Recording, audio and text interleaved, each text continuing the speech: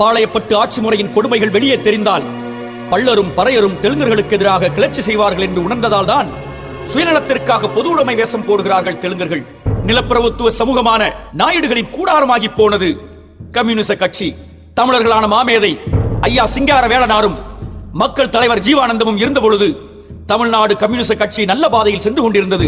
ஆனால் என்று அக்கட்சி தெலுங்கர்களின் கைக்குள் சென்றதோ அன்றே அது நாயுடு சங்கமாக மாறிவிட்டது. ஆளும் கட்சி, எதிர்கட்சி, இடதுசாரி கட்சி என அனைத்தையும் தெலுங்கர்கள் தங்கள் கட்டுப்பாட்டில் வைத்துள்ளனர். இவர்களை தமிழர்கள் அடையாளம் கண்டுகொள்ளக் கூடாது என்பதற்காகத்தான் இவர்கள் சாதி ஒழிப்பு என்ற நாடகத்தை தமிழ்நாட்டில் மட்டும் அரங்கேற்றி வருகின்றனர்.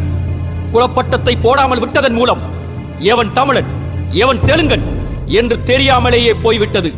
மேலும் இந்த வந்தேரிகள் தங்கள் உண்மையான பெயரை மாற்றி வைத்துக் கொள்கின்றனர். இதன் காரணமாகவும் இவர்கள் தெலுங்கர்கள் என்ற உண்மையை தமிழர்களால் உணர முடியவில்லை.